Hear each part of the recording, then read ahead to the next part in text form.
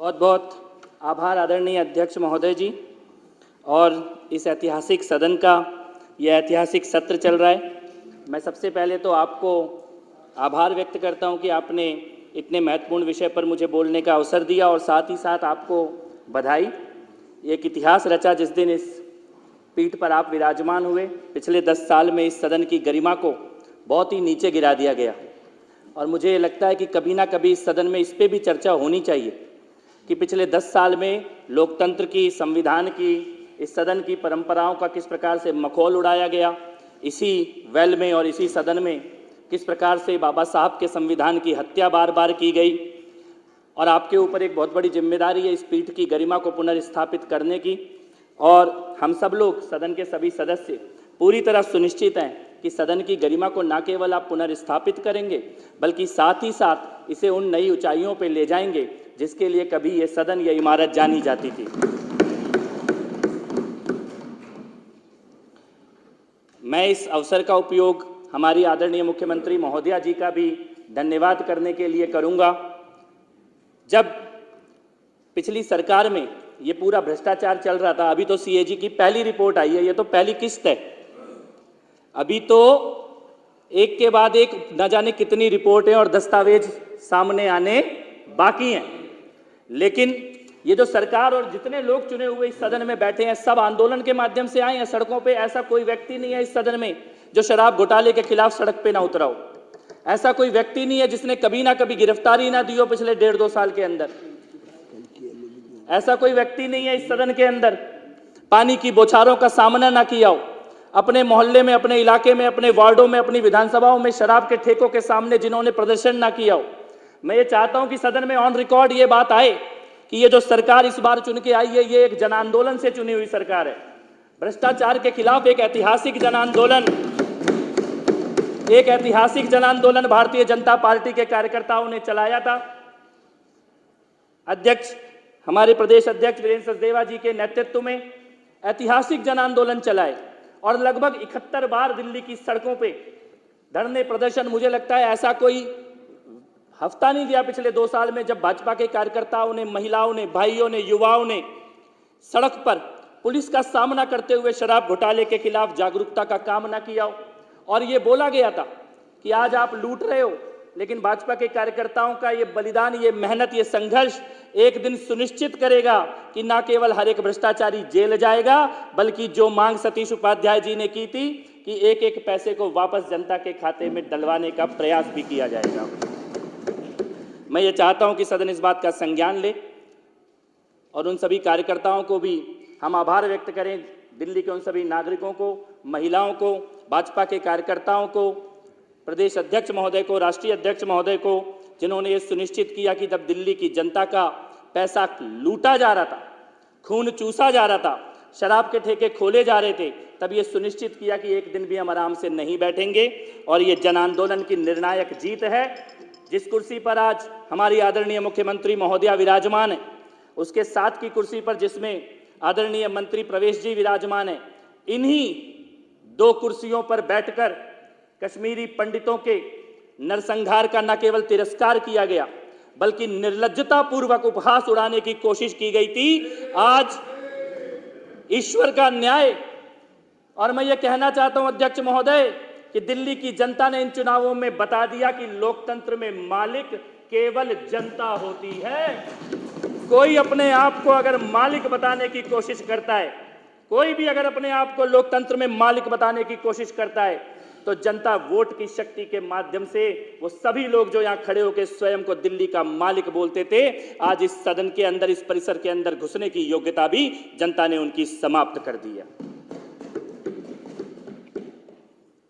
CAG की ये report सदन के पटल पे रखी गई है। संकल्प था मुख्यमंत्री महोदया का कि पहले ही सत्र में इस रिपोर्ट को जनता के सामने लाया जाएगा। हमारे इस सदन में कई विधायकगण मौजूद हैं जो पिछली विधानसभा में भी यहीं बैठे थे और लगातार मांग कर रहे थे कि रिपोर्ट को पटल पे रखा जाए। और ये एक संवैधानिक प्रक्रिया है। सीएजी की रिपोर्ट अगर आएगी तो विधानसभा के पटल पर स्वाभाविक तौर पे उसको लाया ही जाता है। लेकिन ये पहली बार ऐसा देखा गया कि एक सरकार ने हर तरह का कुचक्र रचा, कि विधानसभा के पटल पर सीएजी की रिपोर्ट आने ही ना पाए। पर पुनः बधाई मुख्यमंत्री महोदया को कि उन्होंने संकल्प लिया। पहला सत्र चल रहा है, अभी केवल शपथ संपूर्ण हुई है और अध्यक्ष महोदय का चुनाव संपूर्ण हुआ है और उसके साथ ही पहला जो काम हुआ है वो विधानसभा के पटल पर सीएजी की ये रिपोर्ट रख दी गई है। ये बताती है कि हम जनता के प्रति जवाबदेह हैं और हम जिन चीजों को छुपाने की और दबाने की साजिश पिछली सरकार के मुख्यमंत्री के द्वारा, उप मुख्यमंत्री के द्वारा और मंत्रियों के द्वारा की गई थी, वो हर एक सच एक एक करके सदन में भी लाया जाएगा और दिल्ली की जनता के सामने भी लाया जाएगा। ये रिपोर्ट को अगर एक लाइन में हम बोलें, एक लाइन में इस रिपोर्ट को अगर बोलें तो एक लाइन में समराइज कर दे तो झाड़ू वाला ही दारू वाला है।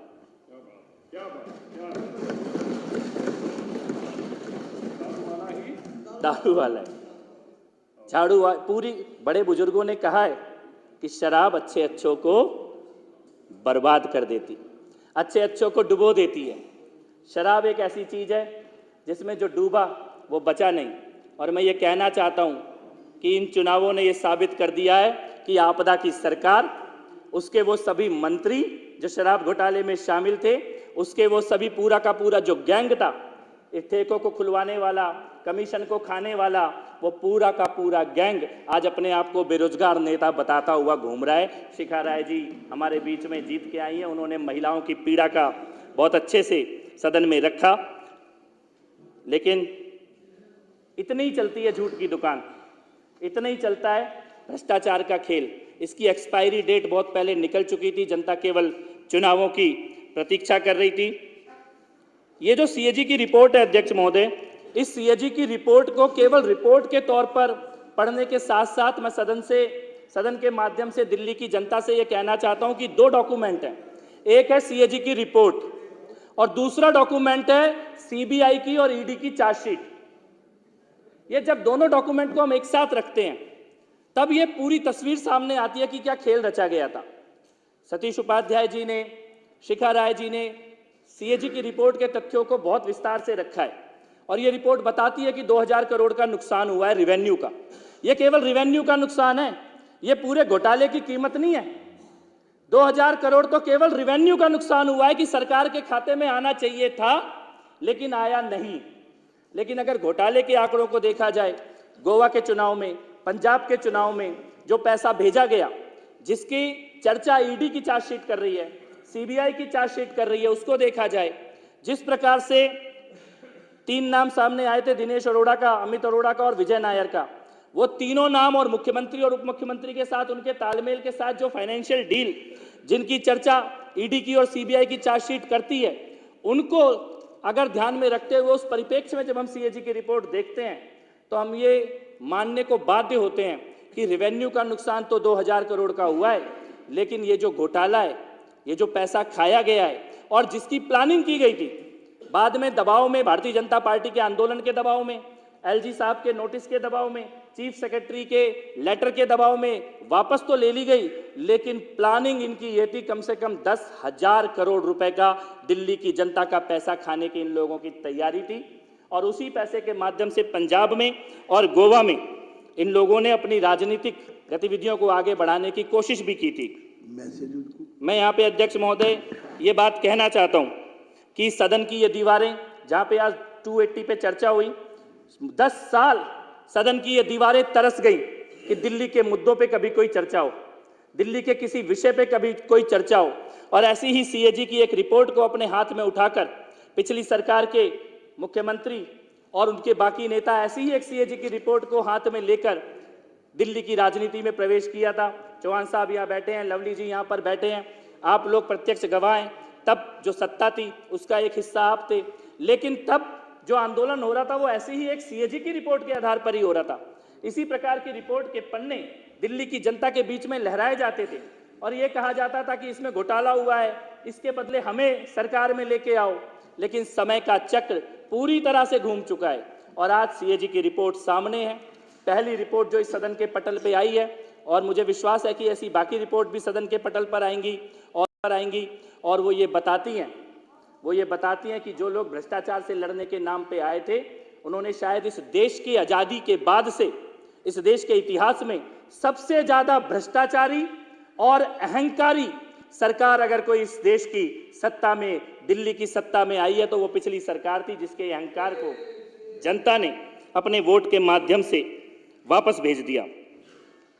सीएजी की रिपोर्ट में बताया ही गया है कि 2000 सीएजी की रिपोर्ट में लिखा है, मैं सदस्यों को जानकारी है पर मैं ध्यान में लाना चाहता हूं कि ये नॉन कन्फर्मिंग एरियाज क्या है। ये बहुत जरूरी है सुनने के लिए, क्योंकि जब ये इस सदन के अंदर प्रोटेस्ट करते हैं भगत सिंह जी के नाम पर, बाबा साहब अंबेडकर जी के नाम पर, तब दिल्ली की और देश की जनता को पता होना चाहिए नॉन कन्फर्मिंग एरियाज में शराब की दुकानें खोली गई, इसका मतलब है गुरुद्वारे के सामने ठेका खोला गया। चाणक्यपुरी में गुरुद्वारे के सामने ठेका खोला अरविंद केजरीवाल ने, मनीष सिसोदिया ने। मंदिरों के सामने ठेका खोला, स्कूलों के सामने ठेका खोला, कॉलेजों के सामने ठेका खोला। इसको बोलते हैं नॉन कन्फर्मिंग एरियाज, जहां पे संविधान बाबा साहब का इजाजत नहीं देता था, जहां पे कानून इजाजत नहीं देता था, एक्साइज की पॉलिसी इजाजत नहीं देती थी शराब के ठेके खोलने की, उन जगहों पर शराब के ठेके खोलने का पाप अगर किसी ने किया तो पिछली आपदा सरकार ने वो पाप किया है। सदन में ऑन रिकॉर्ड ये बात आनी चाहिए। और उसके कारण 941 करोड़ रुपए का नुकसान रेवेन्यू का दिल्ली की जनता को हुआ। अपने ही लोगों को लाइसेंस देना जिनकी एलिजिबिलिटी नहीं है, बैंक के खाते में 1 लाख रुपया पड़ा है और 100 करोड़ रुपए के टेंडर दिए जा रहे हैं जिन लोगों को, और बाद में उनकी फीस तक वापस लौटाने की नौबत आ गई। फीस वेवर कर दी गई कोरोना के नाम पर।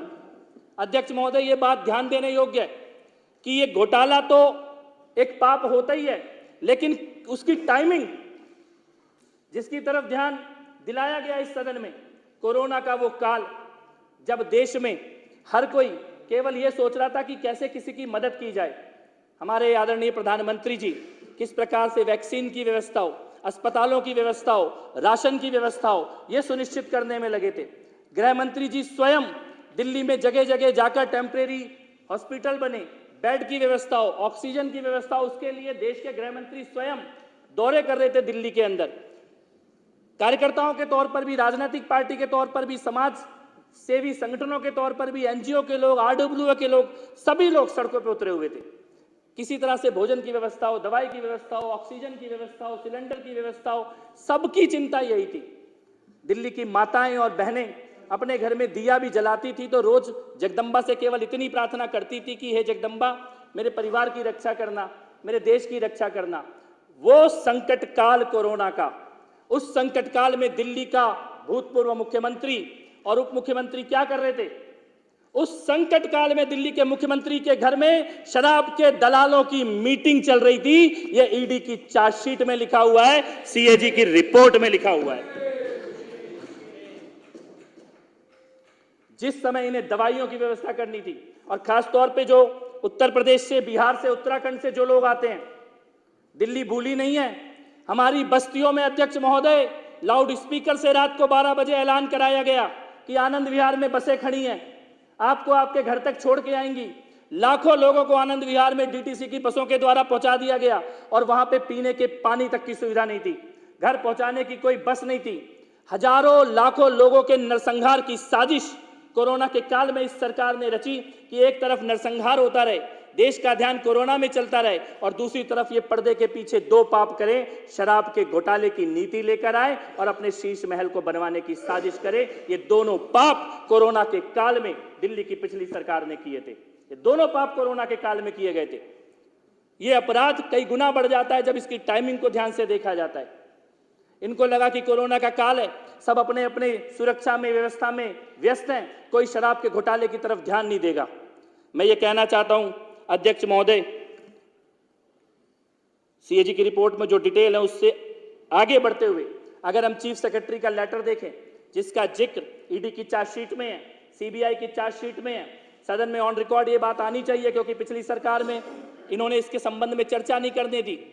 चीफ सेक्रेटरी के लेटर में लिखा है मनीष सिसोदिया ने संविधान का उल्लंघन करते हुए, कानून का उल्लंघन करते हुए ऐसे फैसले लिए 580 करोड़ रुपए का सीधा सीधा नुकसान केवल दारू के मंत्री मनीष सिसोदिया के गलत फैसलों के कारण लिया।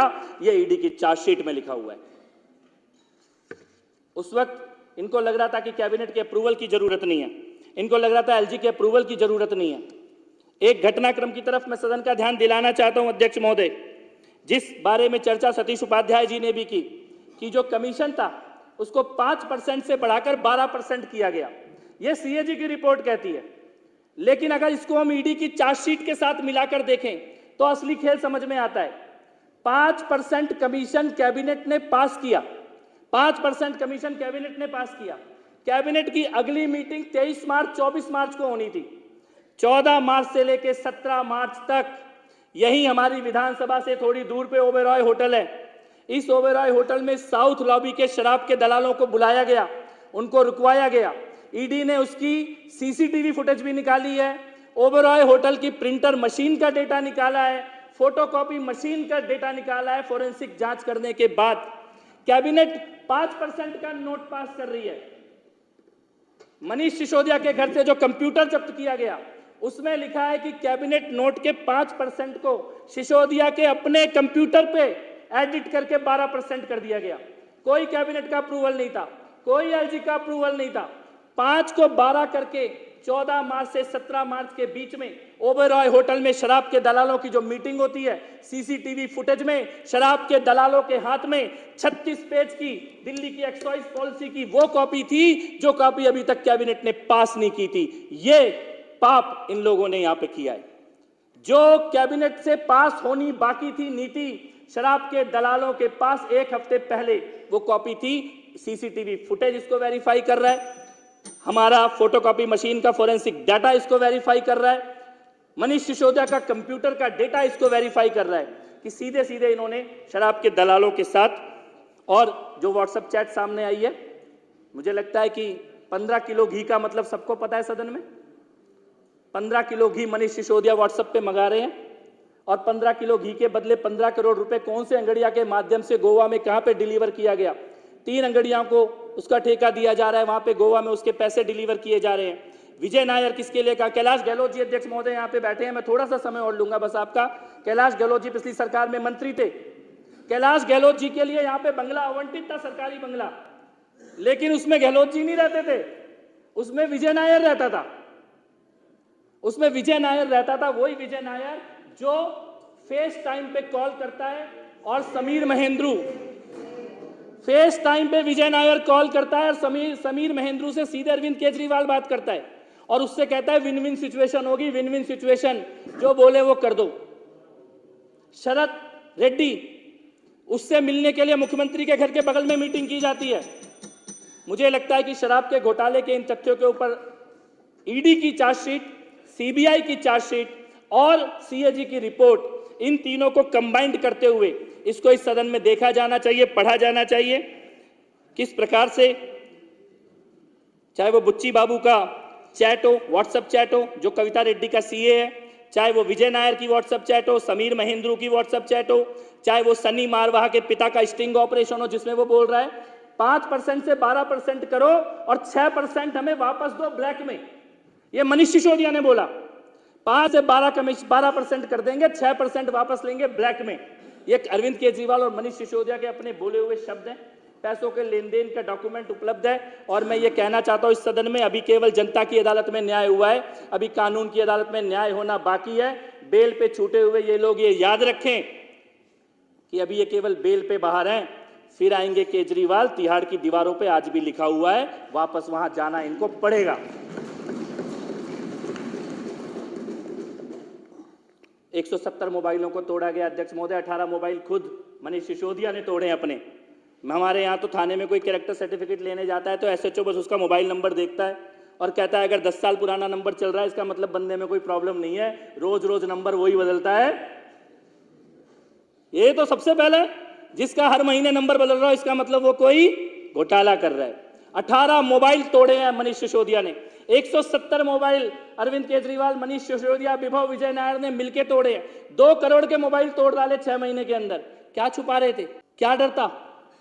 और लगभग 45 मोबाइल की तो वो है, लोकेशन है, एक ही जगह पर मुख्यमंत्री के कॉन्फ्रेंस में, सीएम के घर के कॉन्फ्रेंस रूम में एक ही जगह पर एक ही टाइम पे तोड़े गए हैं। ये सारे दस्तावेज ये बताते हैं कि इस सदन की जो चिंता है कि भ्रष्टाचारियों को सजा मिले और जनता का पैसा वापस आए। मैं ये कहना चाहता हूं सदन को अपनी बात समाप्त करते हुए कि हमें ईडी का और सीबीआई के उन वीर अधिकारियों का भी धन्यवाद करना चाहिए। बड़े बड़े मगरमच्छों पे हाथ डालने से नहीं डरे वो लोग, बड़े बड़े मगरमच्छों पे हाथ डालने से नहीं डरे। इस देश की जनता ने कभी सपने में सोचते थे कि ऐसा भी होगा कि नेताओं के घर पे भी जाएगी ईडी और सीबीआई, उनके घरों से भी पैसा निकाला जाएगा। ये प्रधानमंत्री मोदी जी की सरकार में पहली बार हम देख रहे हैं कि कितना भी बड़ा मगरमच्छ बैठा हो लेकिन ईडी और सीबीआई के अधिकारी डरते नहीं हैं और उनके भ्रष्टाचार का सच भी सामने लाते हैं। सदन के माध्यम से उनका भी आभार व्यक्त हो और पुनः बहुत बहुत बधाई मुख्यमंत्री महोदया का। सीएजी की रिपोर्ट को आपने सदन के पटल पर रखा और पुनः ये चेतावनी बाबा साहब और भीमराव अंबेडकर जी और भगत सिंह जी का अपमान करने वाले और उनके नाम पे शराब का धंधा, स्कूलों में करप्शन, हेल्थ का करप्शन, मोहल्ला क्लिनिक में लूट, ये भ्रष्टाचारियों को पुनः ये चेतावनी कि अभी केवल 22 बचे हो, अगर इसी रास्ते पे चलोगे तो 2 भी नहीं बचोगे।